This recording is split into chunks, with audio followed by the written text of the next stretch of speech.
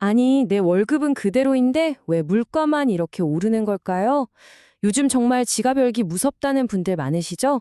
이 모든 문제의 중심에 있는 원화 가치 하락. 오늘 그 이유부터 대처법까지 제가 정말 속 시원하게 다 알려드릴게요. 정말 이 질문 너무 공감되지 않으세요? 월급 빼고 다 오른다는 말이 이젠 그냥 우스갯소리가 아니잖아요. 맞습니다. 바로 이 답답함의 진짜 원인이 오늘 우리가 제대로 파헤쳐볼 원화 가치 하락에 숨어 있습니다. 이게 그냥 기분 탓이 아니라는 거죠. 보세요. 얼마 전까지 8,000원이면 든든하게 먹었던 햄버거 세트가 이젠 12,000원을 줘야 합니다. 이게 바로 우리가 매일 쓰는 이 돈의 힘, 그니까 원화의 실제 가치가 뚝뚝 떨어지고 있다는 명백한 증거입니다. 자, 그럼 이쯤에서 환율이라는 단어가 나오면 머리가 지끈지끈 아파오기 시작하죠? 걱정 마세요. 제가 아주 재미있는 이야기 하나로 이걸 확 풀어드릴게요. 이름하여 황금 티켓 이야기인데요. 이것만 딱 들으시면 오늘 내용의 절반은 그냥 가져가시는 겁니다. 자, 상상해보세요. 우리가 쓰는 원화는요, 그냥 우리 동네에서만 쓸 수 있는 쿠폰 같은 거예요. 그런데 저기 미국 달러는 뭐냐? 전 세계라는 아주 거대한 놀이공원에 들어갈 수 있는 황금 티켓인 셈이죠. 그러니까 우리가 해외에서 뭔가를 사려면 어떻게 해야 할까요? 맞아요. 우리 동네 쿠폰을 이 황금 티켓으로 바꿔야만 하는 겁니다. 어때요? 간단하죠? 자, 얼마 전까지만 해도요, 이 황금 티켓 하나를 얻는데 우리 동네 쿠폰이 딱 1,000장이면 충분했어요. 그게 괜찮았죠? 그런데 지금은 어떻게 됐을까요? 똑같은 황금 티켓 한 장을 손에 넣으려면 우리 동네 쿠폰이 무려 1,470장이나 필요하게 된 겁니다. 이게 바로 환율이 올랐다는 말의 진짜 의미예요. 우리 돈의 힘이 그만큼 약해졌다는 거죠. 그럼 지금 2,470원이라는 숫자가 대체 어느 정도 수준일까요? 이 표를 한번 보세요. 우리가 기억하는 최악의 시기, 바로 2009년 글로벌 금융위기 때 환율이 1,488원까지 갔었거든요. 지금이 그때랑 거의 맞먹는 수준이라는 겁니다. 이건 그냥 환율이 좀 높네 정도가 아니라 말 그대로 역사적인 위기 상황에 가깝다는 신호예요. 자, 그럼 황금 티켓이 이렇게 비싸지면 우리 생활은 어떻게 될까요? 당연히 모든 게 비싸집니다. 이 차트를 보면 식음료 3.5%, 교통 3.4%, 이게 숫자만 보면 별거 아닌 것 같죠?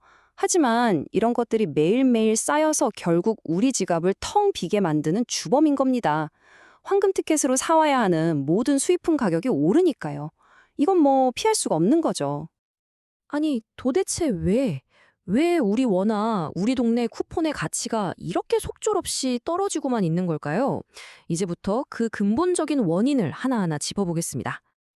이게 원인이 하나가 아닙니다. 그야말로 엎친 데 덮친 격인데요. 자, 보세요. 첫째, 외국인 투자자들이 한국 주식을 막 내다 팔고 있어요. 코리아 엑소더스죠. 둘째, 우리 기업들조차 원화는 불안하니까 달러만 끌어안고 있습니다. 셋째, 미국에 어마어마한 돈을 투자해야 한다는 압박이 있고요. 마지막으로 한국 경제의 심장인 제주원마저 흔들리고 있습니다. 이건 사방에서 동시에 얻어맞고 있는 셈이에요. 특히 저기 세 번째, 미국 투자 압박 말이에요. 그 규모가 상상이 가시나요? 3,500억 달러. 이게 감이 잘 안 오실 텐데 우리나라가 혹시 모를 비상사태를 대비해서 쌓아둔 비상금, 그러니까 외환 보유고 전체의 무려 83%에 달하는 돈입니다. 나라의 비상금을 거의 다 털어야 하는 수준이라는 거죠. 그리고 이런 위기 상황에서는요, 언제나 그렇듯 누군가는 울고 누군가는 웃습니다. 네, 이 상황을 이용해서 오히려 돈을 버는 사람들이 있다는 뜻이에요. 지금부터 누가 이 게임의 패자이고 누가 승자가 되는지 그 냉혹한 현실을 보여드리겠습니다. 먼저 안타깝지만 패자부터 보겠습니다. 바로 우리 같은 평범한 월급쟁이들. 월급 받아서 꼬박꼬박 원화로 저축만 하시는 분들 정말 위험합니다. 그리고 수입 재료로 물건 만드시는 사장님들, 해외여행이나 유학 꿈꾸셨던 분들 모두 직격탄을 맞고 있는 거죠. 내 통장에 찍힌 숫자는 그대로인데 그 돈의 가치가 그냥 공기 중으로 사라지는 느낌일 거예요. 자, 그럼 반대로 이 상황에서 웃고 있는 승자는 누구일까요? 네, 바로 달러를 가지고 있는 사람들입니다. 달러 예금이든 미국 주식이든 상관없어요. 가만히 앉아만 있었는데 자산이 불어나는 마법을 경험하고 있는 거죠. 또 부동산이나 금처럼 진짜 물건을 가지고 있는 분들도 마찬가지입니다. 돈의 가치가 떨어지는 만큼 내 자산의 가치는 오르니까요. 그리고 여기서 정말 중요한 포인트가 하나 있습니다.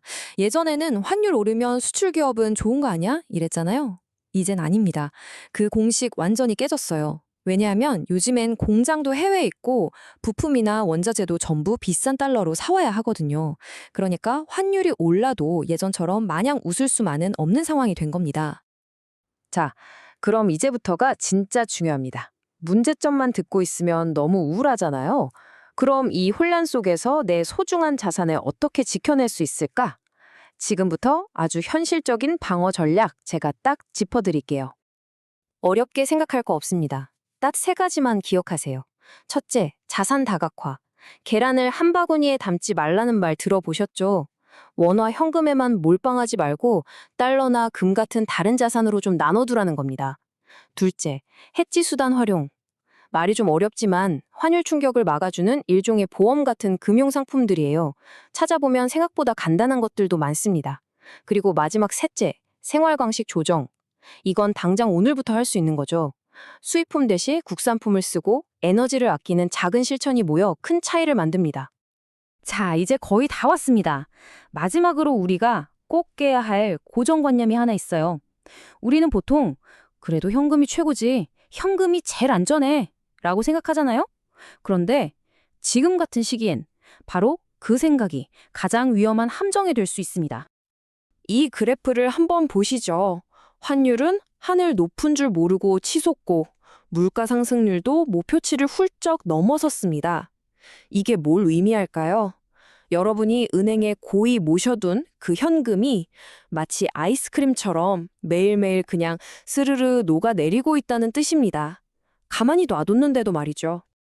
그래서 오늘 제가 드리고 싶은 가장 중요한 메시지입니다. 이거 하나만은 꼭 기억해 주세요.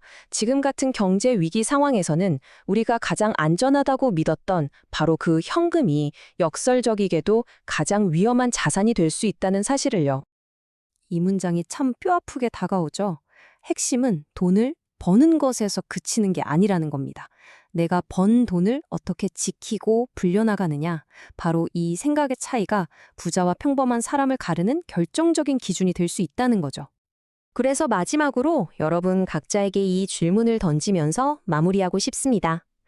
오늘 이 모든 이야기를 들으신 지금 여러분의 소중한 돈 정말 지금 이대로 괜찮으신가요? 한 번쯤은 진지하게 점검해 보셔야 할 때입니다. 하루 한 알 눈에 보이는 경제 구독과 좋아요 부탁드려요.